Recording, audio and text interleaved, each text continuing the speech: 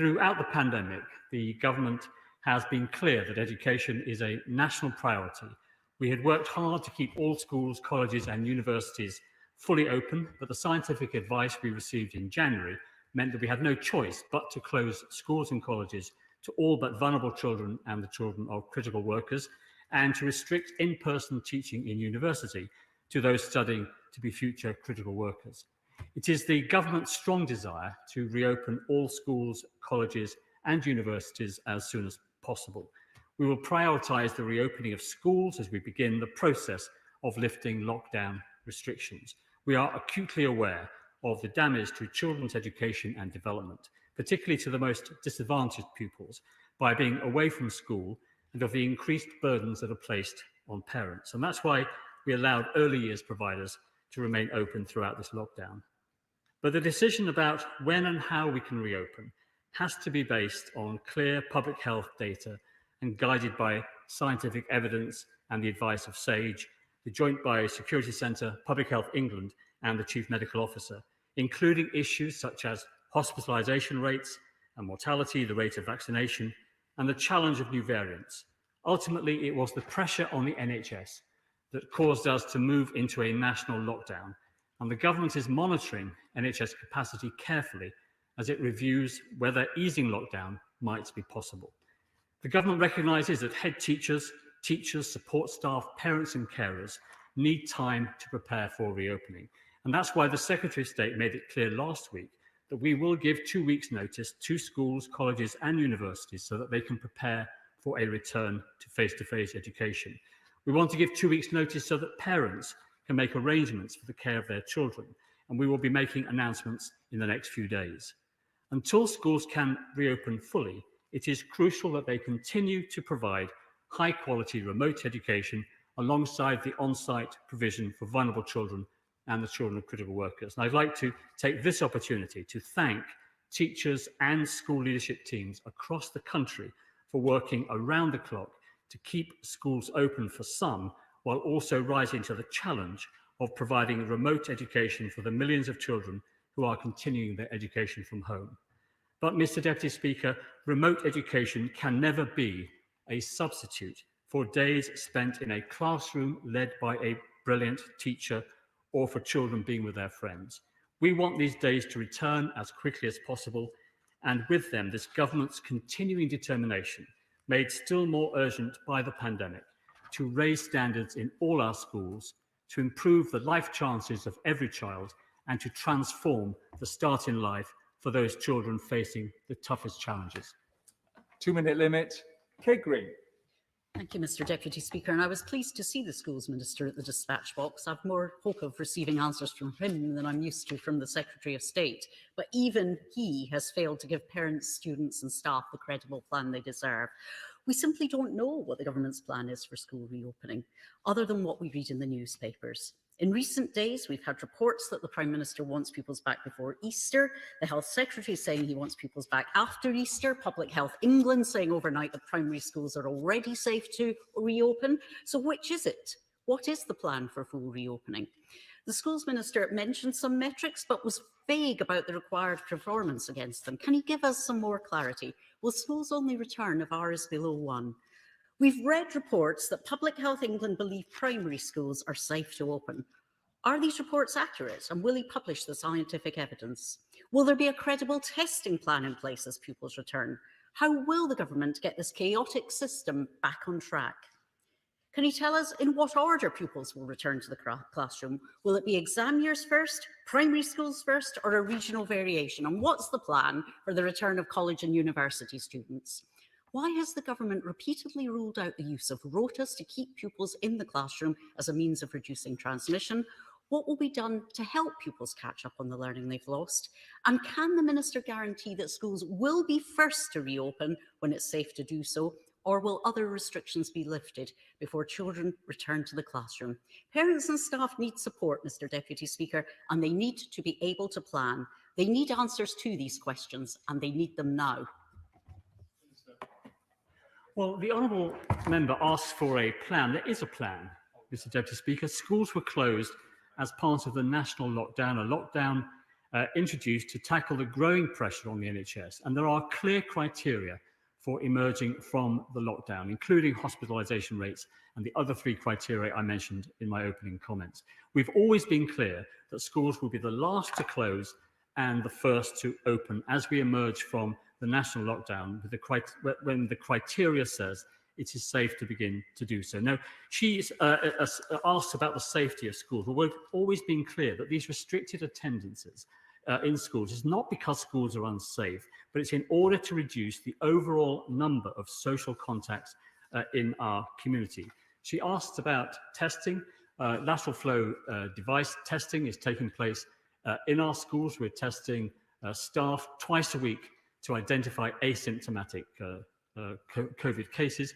And for those pupils returning to secondary school or being in secondary school at the moment, they will be tested twice as they return to school. And she said again, why aren't schools the first to open and the last to close? Well, that is something we've been making clear all along. And I have to say to the Honourable Lady that the problem with her is that she repeatedly calls for action that we're already taking.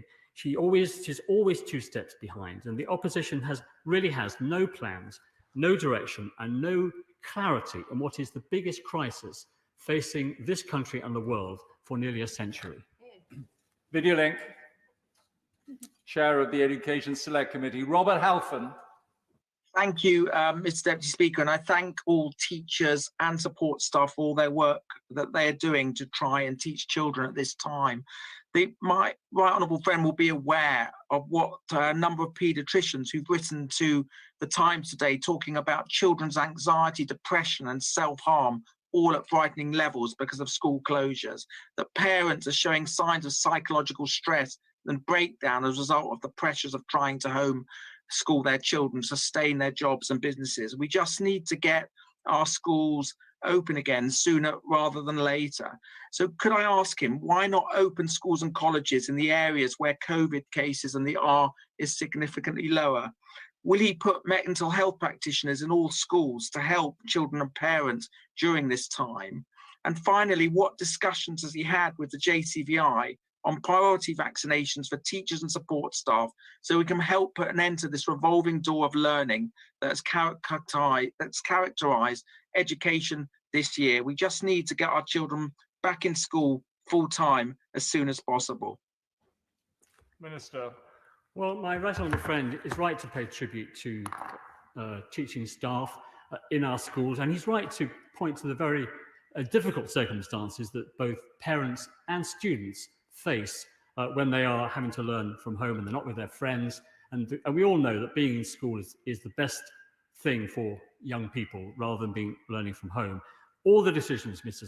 Deputy Speaker, that we are taking are with the well-being of students at the forefront. We understand the disruption, the panic, the pandemic is causing to students' education and the impact that this may have had on their mental health. And we remain committed to introducing the new mental health support teams for schools and colleges, and also to support the return to school. We have put in place a range of measures and guidance and a new £8 million training initiative for school staff to support children's well-being. And the health elements of the new RSHE curriculum includes teaching about mental health and well-being. And of course, the NHS continues to run 24-hour helplines for those for those people that have mental health problems. He asked about regional differences in infection rates. We will always be led by the science when making decisions about moving away from the lockdown conditions. And he finally asked about vaccines. Well, the JCVI advises that the first priorities for the COVID vaccination programme should be the prevention of mortality. And with regard to the next phase of the rollout, the JCVI have asked the Department of Health to consider occupational vaccination in collaboration with other departments, including the Department for Education. A 1 minute limit. Video link. Carol Moynihan. Thank you, Mr Deputy Speaker. And we're all acutely aware of the impact of school closures on our children, none more so than those of us that actually have children and are trying to juggle work and homeschooling. But can he assure the House that schools will only reopen when the scientific evidence indicates it's safe to do so, and not because of pressure from the backbenches? I would hope that the Minister has a set of key targets that must be met before reopening. Could he share these with the House today? Is there a maximum R value that the government is looking at before reopening? And I would just echo the calls from the Chair of the Education Select Committee that JCVI looks at the prioritisation of teachers for vaccination. Thank you. Well, can I just say to the honourable lady, as I said to the to my right honourable, to the honourable lady opposite, that we have not restricted attendance because schools are unsafe, but in order to reduce the overall number of social contacts in our community. Both PHE and the Department of Health and Social Care confirm that the system of controls that we have in our schools, the extra hand washing, the hygiene, the ventilation, the one-way systems, the masks in communal areas and so on, create an inherently safer environment for children and staff where the risk of transmission of infection is substantially reduced. This is about reducing transmission in the community, and it is one of the measures after Tier 4 that we introduced to do that. She asked about the criteria for emerging from the lockdown. As I said at the beginning of this UQ, those criteria about emerging from lockdown include issues such as hospitalisation rates, mortality, the rate of vaccination, and the challenge of the new variants. But we will be led, and I can assure the honourable lady that we will be led by the advice of SAGE, the Joint Biosecurity Centre, Public Health England, and the Chief Medical Officer in any decision that we take regarding the reopening of schools. Siobhan Bailey. Thank you, Mr Deputy Speaker. And I think to the previous point, I hope the backbenches get louder on this point because it is more important than ever. And we need to hear about my Stroud dad who contacted me because he is so desperately worried about the mental health of his children being at home all day. And the parents that are contacting me on Instagram. Instagram is for pictures of cats, and they are absolutely at their wits' end about juggling childcare and work as well. Will my right honourable friend reassure Stroud's parents that the reopening of schools is being treated as a national emergency? And taking his point about evidence, will he work with the 6 Gloucestershire MPs to see if our falling COVID case rates and the low transmission in schools mean that our primaries can reopen after half term? My right honourable friend is right, and we do take the mental health of pupils and parents, and indeed school staff, very seriously in all the decisions that we are taking. Indeed, my honourable friend on the front bench is convening a mental health action group to look at the effects on children and young people and staff in the education system, and we'll confirm the next steps about that as soon as we can. But at every step, we will be led by the scientific advice about when it is safe to reopen schools. Video link. Dame Diana Johnson.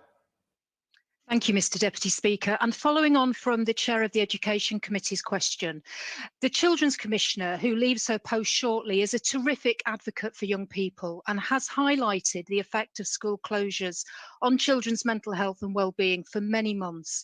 And families in Hull North are struggling, and as a nation we are storing up a time bomb of mental health issues for a generation.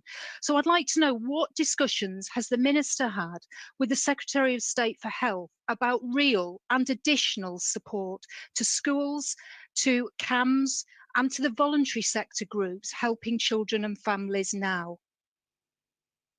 Well, she will be aware of all the work that the Department for Education, Ministers, Secretary of State have done in recent months, and indeed more than that, over a year ago, on the mental health, the children and young people's mental health green paper, to ensure that we roll out over the next few years a very serious series of support for mental health provision in our schools. It's a huge programme, and it's designed to help children with serious mental health issues. It's also designed to alert and to take action when there are early signs of mental health conditions in children. It's a huge project, one we are continuing with. And during the pandemic, of course, we have put a range of measures in place to help tackle the mental health concerns that the pandemic is throwing up, including, as I've said, the action group set up by my honourable friend and the £8 million training initiative for school staff to support children's wellbeing that is already up and running. Video link. Felicity Buchan. Thank you. Thank you, Mr. Deputy Speaker. The majority of parents in Kensington would like to see their children return to school after the half-term break, especially with proper testing in place. The Prime Minister assured me in early January that there was a cautious presumption for children to return at that time. Since early January, rates in London have fallen significantly. Can my honourable friend assure me that everything is being done to get children back into school and that we have not ruled out a return after the midterm break?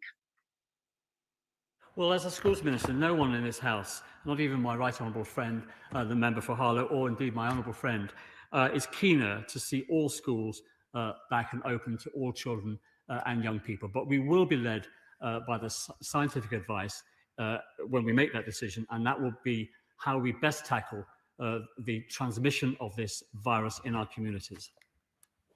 Video link. Roshnara Ali. Thank you, Mr. Deputy Speaker. Parents and children have faced unprecedented pressures, in part thanks to the incompetence of this government.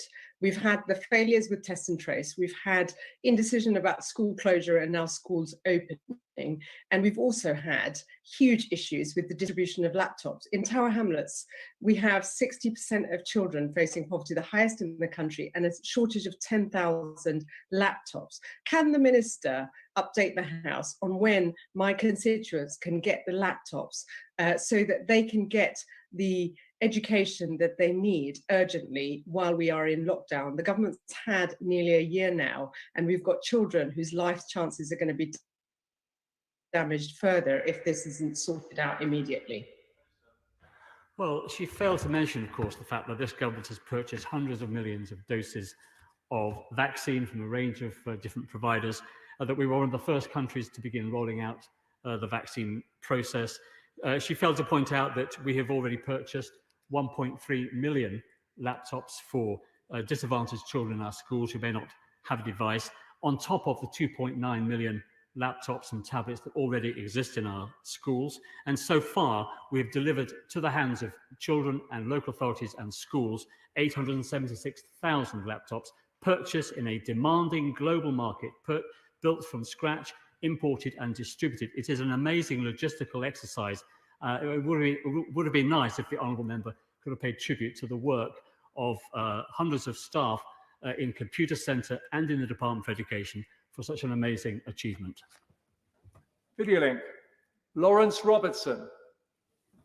Thank you, Mr. Deputy Speaker. I'm sure the Minister would join me in paying tribute to the two special schools in my constituency, Alderman Knight and Milestones, as they carry out such amazing work with pupils who are very challenged. These pupils are less aware of social distancing requirements, and the school staff need to work in close proximity to those pupils, coming into frequent physical contact with them because, for example, of the disabilities which some of the pupils may have. So does the Minister agree with me that vaccinating teachers and staff at all schools would bring great benefits, and particularly so at special schools? Well, my honourable friend, of course, makes a very good point. I pay tribute to all the staff who work in our special schools. They remain open for vulnerable children, and they do a wonderful job. And for children with SEND, attending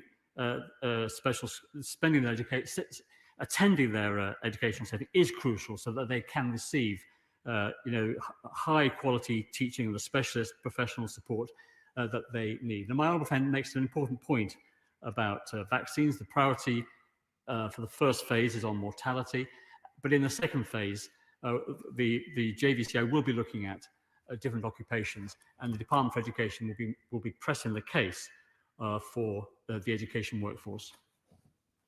Video link, Daisy Cooper. Thank you, Mr. Deputy Speaker. For months, parents, teachers, unions, MPs and local authorities have been calling for rotas in schools, for school transport that is ring-fenced to a single school to reduce transmission, for laptops and internet access for children, for vaccinations for teachers, mental health funding for young people, and the myriad of extra COVID costs facing schools, for directly employing supply teachers for one-to-one catch-ups and trusting local public health directors and schools to decide how best to reopen. So, Mr. Deputy Speaker, the ideas are there on how to reopen schools safely. So why is there still no plan?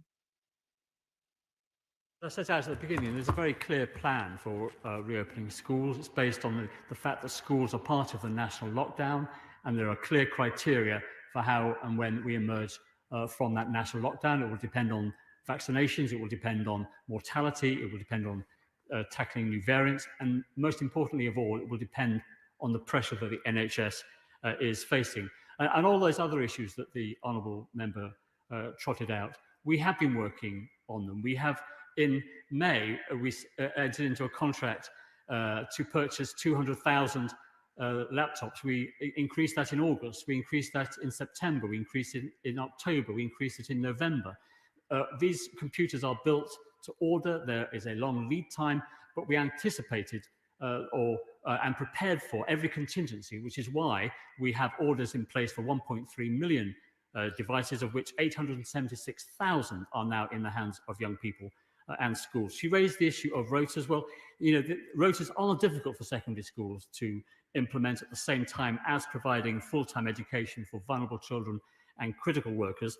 Rotas don't prioritise exam years, and we only ever restrict education as a last resort where transmission is exceptionally high, and rotas are a less effective means of reducing transmission risk than the approach set out in great detail in the contingency framework. Video link, Paul Bristow. Thank you, Mr. Deputy Speaker.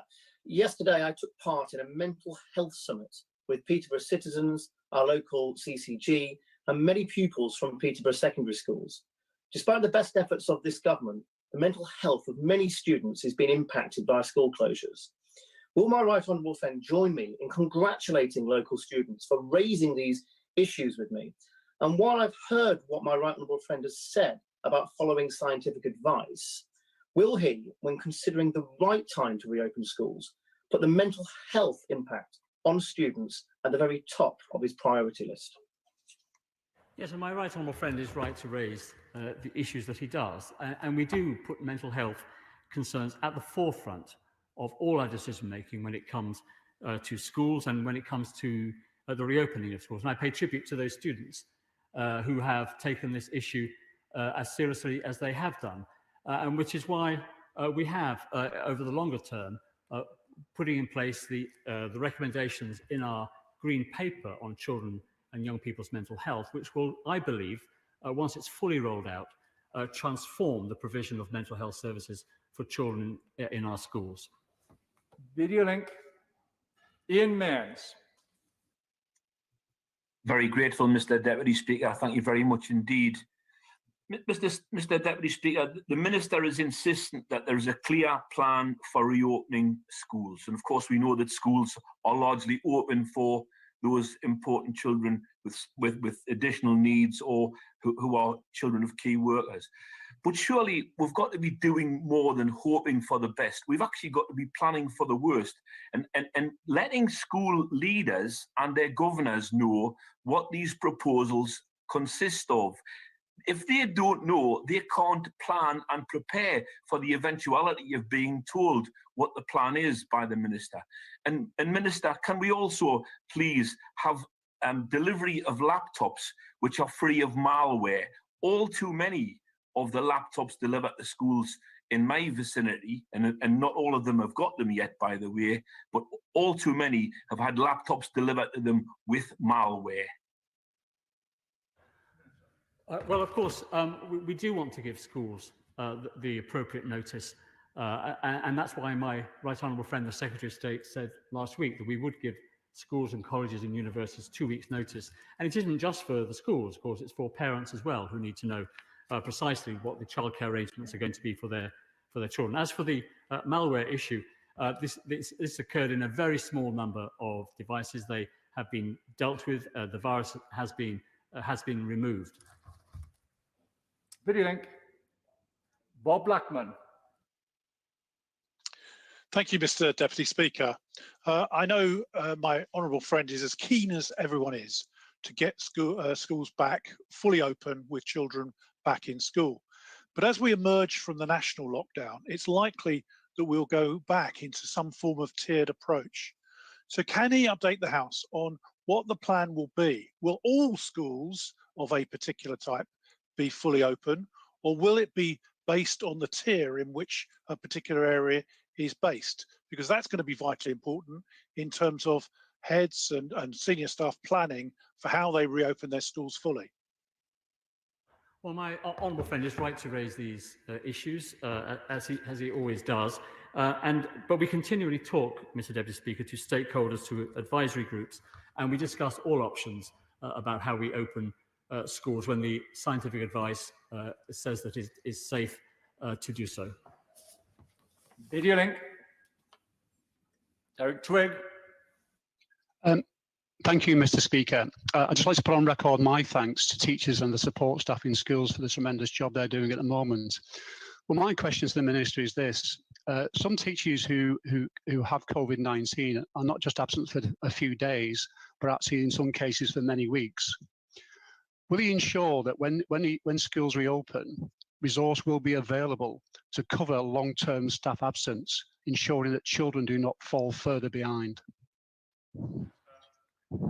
Well, the honourable member is right to pay tribute to the teachers and staff in our schools. Sunday, Mr. Deputy Speaker, was International Education Day, and we should be paying tribute to staff in our schools, but also in our FE colleges, in our universities, and in early years settings as well, and to pay tribute to parents during this time, and to pay tribute to the resilience of children and staff as well. Of course, we monitor staff absence rates in our schools, and there are regional teams of support for schools, the Regional Schools Commission's offices, who will offer help and support to schools that are suffering excessive or high rates of staff absence due to COVID.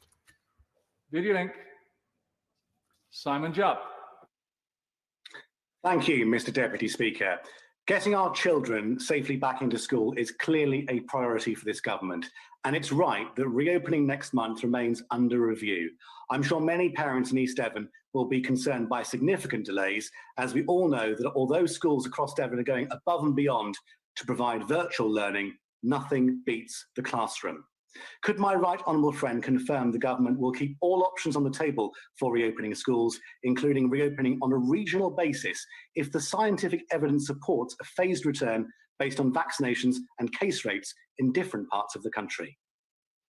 Well, my honourable friend is absolutely right that the government does want to see schools open. We believe that face-to-face education, being in the classroom, being with their teacher, is best for the education of young people and for their mental well-being as well. So we do want to see schools open as soon as possible, as we've always said during this pandemic, that schools will be the last to close and the first to open. We do consult with stakeholders and advisory groups about the options for reopening, and we keep all those issues under review. Video link. Mohammed Yazin. Thank you very much, Mr. Deputy Speaker. There are children in Bedford and Kempston who still can't access remote learning today because they don't have a digital device or broadband. So will his government urgently tackle this inequality and put forward a long-term IT strategy for schools so every child can learn from home and catch up after a year of disruption to their education? Yes, I agree with the honourable member. We have already purchased 1.3 million computers. They've been built to order and imported and distributed. We've distributed 876,000 of those devices. But it isn't just, of course, about devices. It's also about data. We have partnered with the UK's major mobile phone operators to provide free data for disadvantaged children to get online, as well as 4G wireless routers. And I'd like to pay tribute, if I may, Mr. Deputy Speaker, to 3, to EE, to Tesco Mobile, to Smarty, to Sky Mobile, to Virgin Mobile, to O2, to Vodafone, to BT Mobile and Leica Mobile for working with us on this service. Videolink. Andrew Morrison. Thank you, Mr. Deputy Speaker. Does my right honourable friend agree with me that the public health risk of allowing schools, particularly COVID-secure primary schools, to reopen is modest, particularly when set against the 3/4 of COVID symptomatic people who are currently not self-isolating, with all the risk that that brings to public health? Well, my friend, of course, my other friend raises an important point, and he will know, given his own background, that what matters is all of us obeying the rules that are set out very clearly, and how to, as a nation, we can manage the reduction in the transmission of this very deadly virus, and is beholden on all of us to obey those rules. And the more we do that, the quicker we can reduce infection in our society, and the quicker we can move out of the lockdown position. Videolink. Kerry McCarthy. Thank you, Mr. Speaker. I want to echo the concerns of colleagues from Harlow and Hull North about the warnings given by paediatricians and the Children's Commissioner today about children's mental health. I particularly want to ask, children who haven't yet been assessed for EHCPs, so are now at home, what progress is being made in trying to ensure that they do get the assessments even though they're not in school? Because we know that any delay in getting them assessments could have a serious impact on their educational and social development. Well, the honourable member raises an important point, and this is something that my honourable friend is monitoring very closely with our expert advisors. Mark Harper. Thank you, Mr. Deputy Speaker. Before I just ask my question, can I just take the Minister back to something he said in his statement, when I think he said that schools were closed to stop community transmission. In her evidence last week, Dr. Jenny Harris, the Deputy Chief Medical Officer, said it was the other way round, actually. There was no evidence that schools drove large-scale community transmission. It was that community transmission led to infections in schools. What I wanted to press him on was what he said about the criteria for reopening schools. He mentioned a number of indicators, hospitalisation rates and so forth. Can I ask him to set out at what level do those indicators have to get to trigger the reopening of schools? These are decisions not for scientists, they're decisions for ministers, and we want to know at what point that those measures have got to. Will ministers take the decision to reopen schools to all children?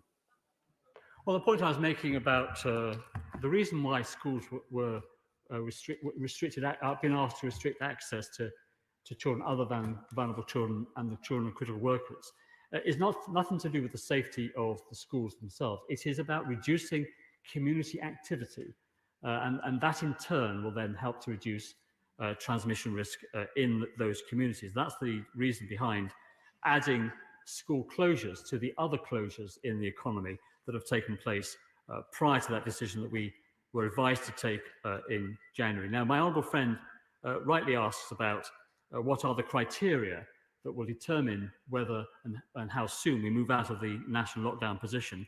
And as he reminds me, I mentioned those in the opening comments about hospitalisation rates, mortality, the rate of vaccination, and the challenge of new variants. And we do rely, Mr. Deputy Speaker, on the advice of SAGE and the Joint Biosecurity Centre and Public Health England and the CMO and the Deputy CMO, Jenny Harris, as well, when those criteria are assessed and whether they believe it is right to start to undo some of the national restrictions that we're now facing. Videolink. Kate Osmore. Thank you, Mr. Deputy Speaker. In Edmonton, almost 7,000 children live in poverty, families living in multi-generational crowded homes, experiencing food and job insecurity, are really struggling. What is the Minister doing to ensure that all vulnerable children are able to access the support and services they need during this lockdown? Well, the honourable member does raise a hugely important issue. It's been at the forefront of our decision-making right from the very beginning of this pandemic. When we close schools for the first time, but we did allow vulnerable children to attend school and the children of critical workers, but the attendance rates were quite low, certainly low compared to the rates of attendance from those children today. And we took action to ensure that local authorities made contact with the families of those children and schools as well, to find out why they weren't attending school, whether there were good reasons for that, and to encourage the most vulnerable children to attend school. And that remains our position now. Video link. Hugh Merriman.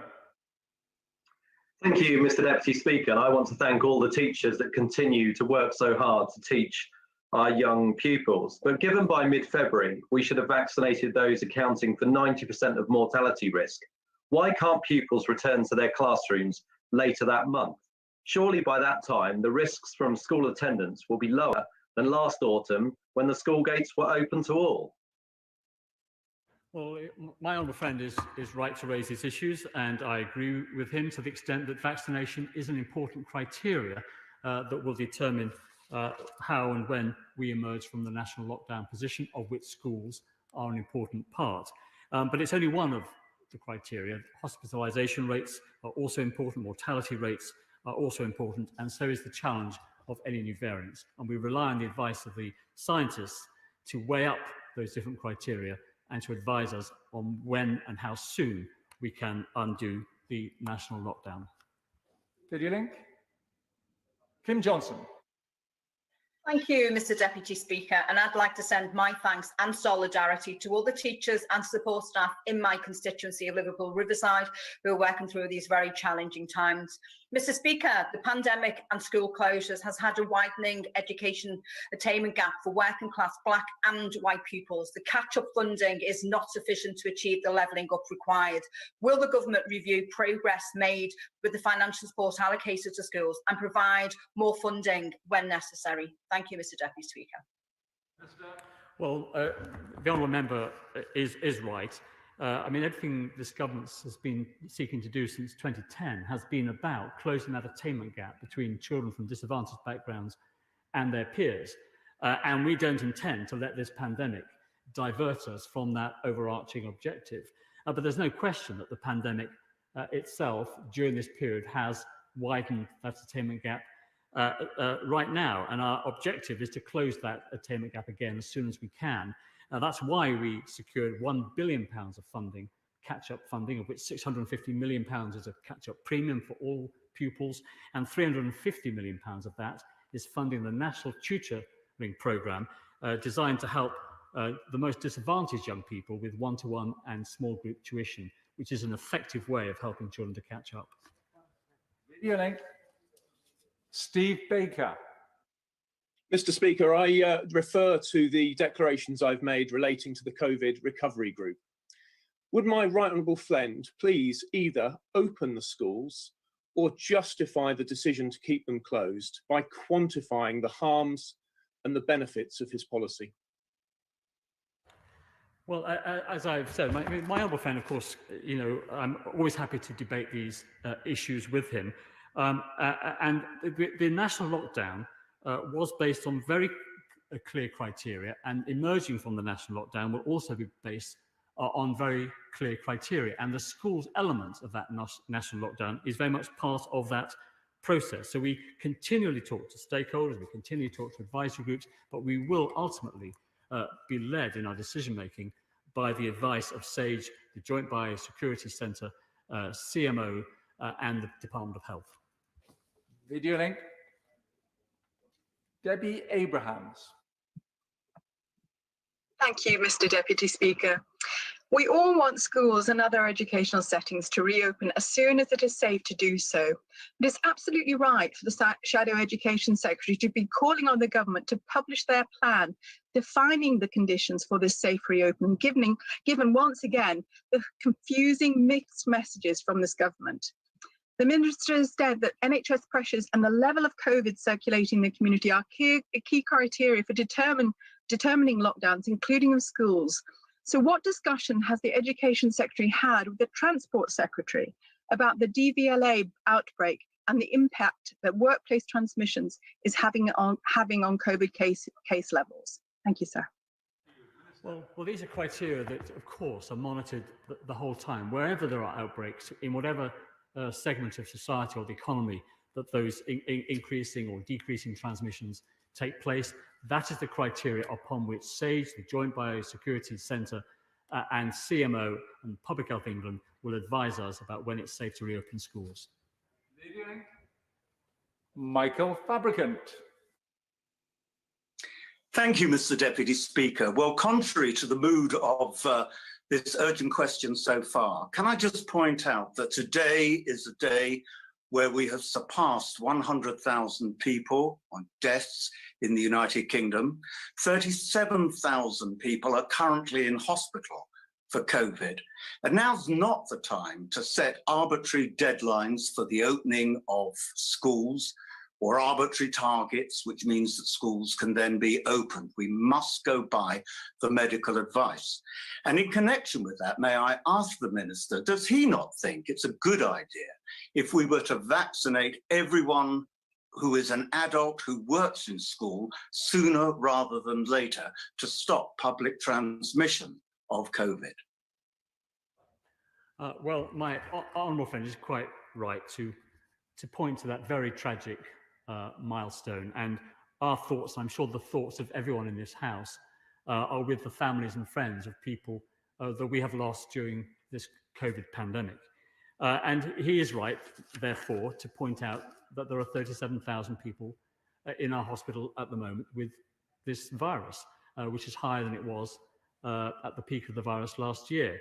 And that's why we have to take these decisions about the national lockdown very seriously, and we have to rely on the advice of SAGE and the Joint Biosecurity Centre and Public Health England, and we have to look at the pressure on the NHS when reaching those decisions. Now, he is also right to point to the issue of vaccines. The priority initially is on mortality, which means that they focus on age, where the rates of mortality are higher. But once we're through that phase one, then we will be looking at occupations, and the Department for Education will certainly be making the case to the Department of Health for staff in the education sector.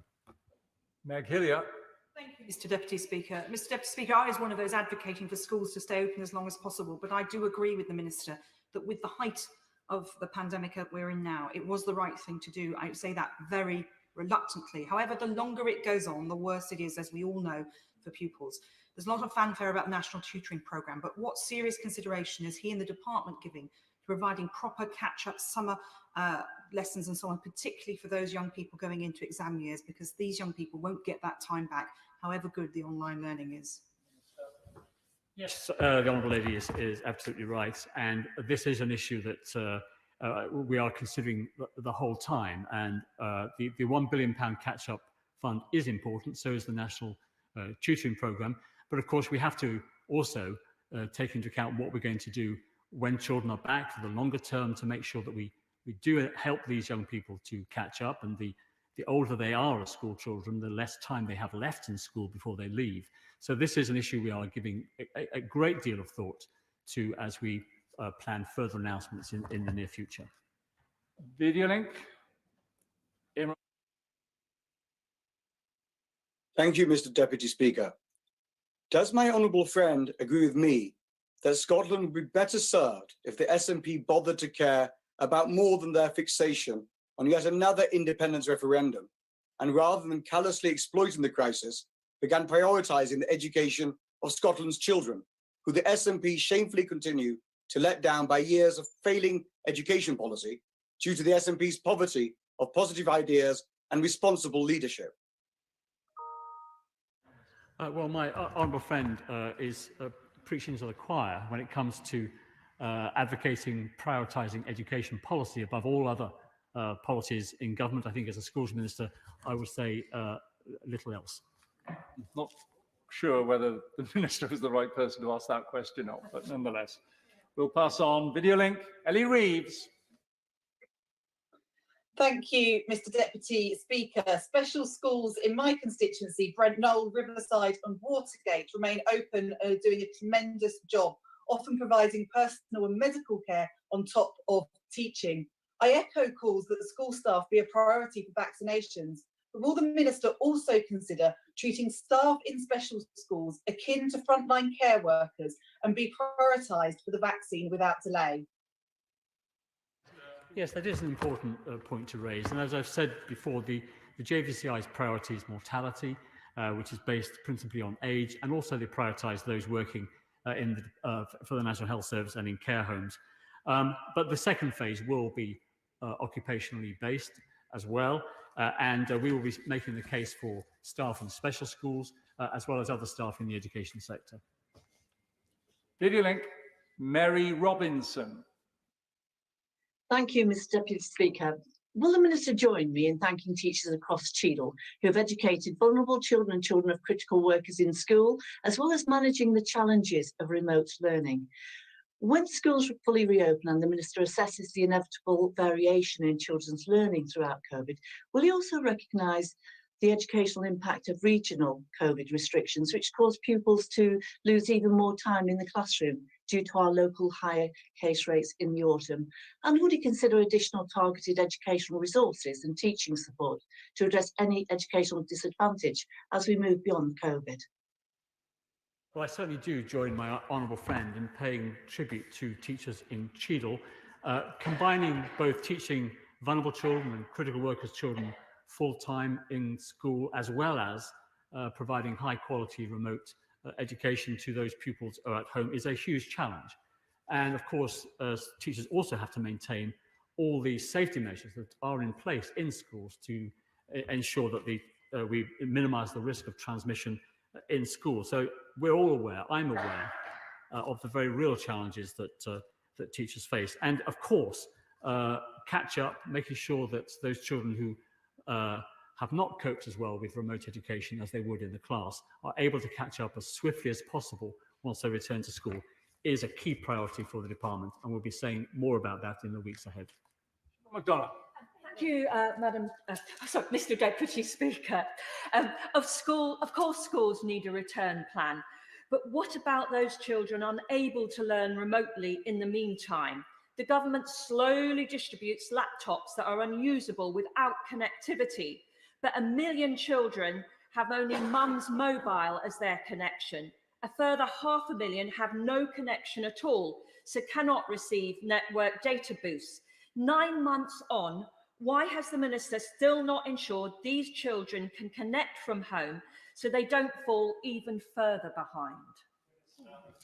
If I'm allowed to, Mr. Deputy Speaker, I'd like to pay tribute to the honourable member for her assiduous work on the issue of remote education. We have purchased 1.3 million computers for children and young people in our schools and colleges at a time when there's a huge global demand for these devices. They're being built to order, imported and shipped and distributed. 876,000 of them are in the hands of schools and pupils now, which is also right to point to the issue of data. And we have partnered with the UK's major mobile phone operators to provide free data for disadvantaged children so that they can get online using, for example, their parent's smartphone, and they won't have to pay the data charges for downloading educational material.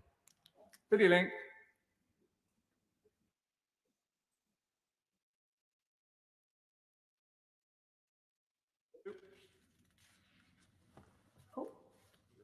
I think we can see you. Could you ask a question? Thank you. Thank you, Mr. Deputy Speaker. Apologies, the audio went there. Will the Minister join me in thanking all of the hard work done by the teams at our schools in Great Grimsby? And as Grimsby now has one of the lowest infection rates in the country and has reducing hospitalisations, will he consider allowing at least infants and primary schools to return in the town after the half-term break? Delighted to join my honourable friend in paying tribute to teachers in Great Grimsby for the work that they are doing in keeping schools open for those vulnerable children and critical workers, as well as all the other work that they do in continuing to teach children while they remain at home. Look, you know, we take the advice of SAGE and the Public Health England and the CMO in terms of how and when we can remove the restrictions on access to our schools. It will be part of the national lockdown decisions, and we will take their advice when we make those decisions. you perfectly there, Leah. Thank you very much. Rupa Huck. Thank you, Mr. Deputy Speaker. Can the Minister tell me, did the PM's much trumpeted army of catch-up tutors from the first lockdown ever happen, or was it just Ealing that got left out? And how will he fund, after a second year of disruption, not just the academic deficit, but the emotional damage done not just to pupils, but to teachers? We expect them to be superhuman with their own bereavements, bursting bubbles, kids, long COVID, and yet they've had no recognition in pay or vaccines, and CAMS had a 2-year waiting list even before coronavirus. Minister. Well, the National Tutor Programme is a big programme. It is overseen by the Education Endowment Foundation. There are 33 tutoring companies, 15,000 tutors are signed up, and we intend to reach 250,000 of the most disadvantaged pupils. This is a very effective evidence-based approach to helping catch up. If there are particular circumstances the Honourable Member wants to bring to my attention, I'd be delighted to have those details, and I will take it up with the Education Endowment Foundation.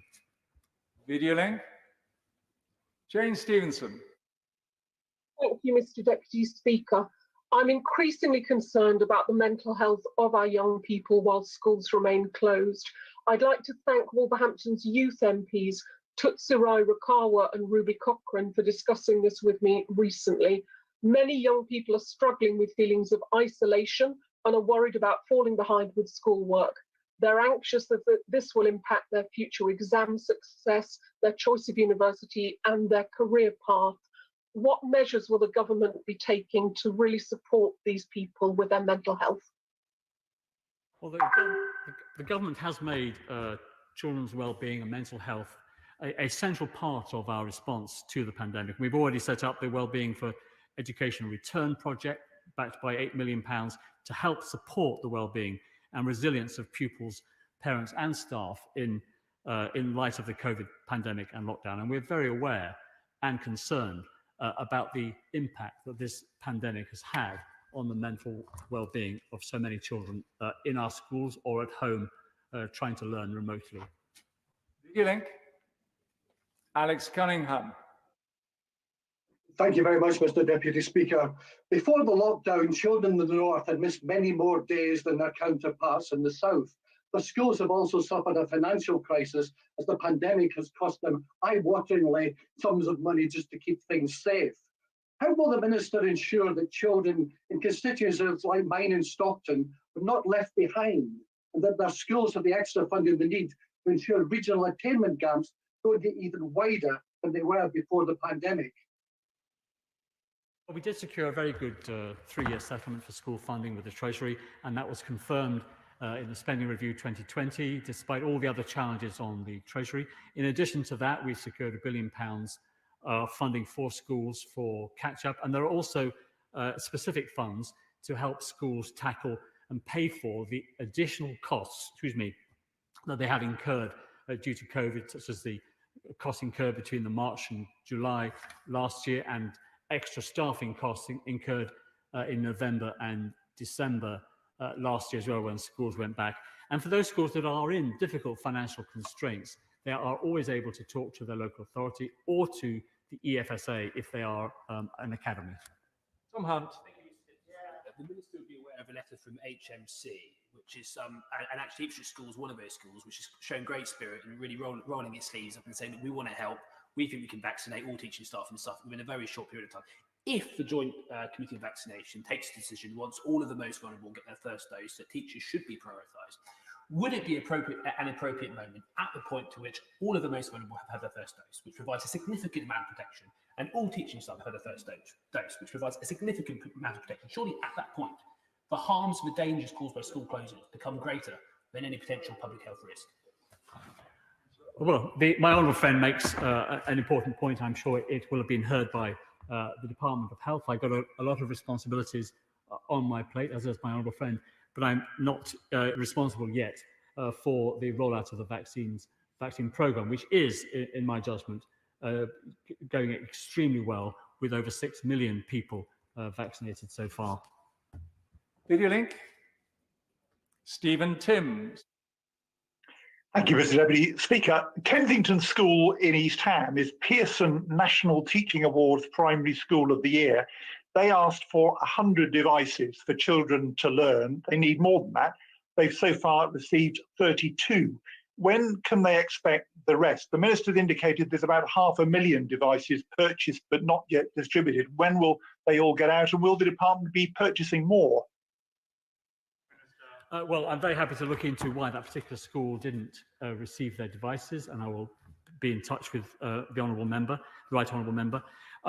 In terms of when, there is a lead time in all these, which is why we were putting in orders in August and September and October last year. We put in an order for 340,000 in November that are now being delivered. And on January the 12th, we put in another order for 300,000 computers, which again are beginning to come on stream. Well, will be beginning to come on stream shortly. Video link. Dr. Caroline Johnson. Thank you, Mr. Deputy Speaker. Mr. Deputy Speaker, as a paediatrician, I can see the damage that is being done to children's mental health when they're not in school. As a constituency MP, I'm hearing about the difficulties that families are facing when their children are trying to learn from home while they work from home. And as a parent, I can see some of these challenges for myself. With a vaccination programme steaming ahead, levels of COVID falling, and in some cases lower than they were last term when schools were open, does my right honourable friend agree with me that the balance of risk is now in favour of reopening schools and that they should reopen at February half term at the very latest?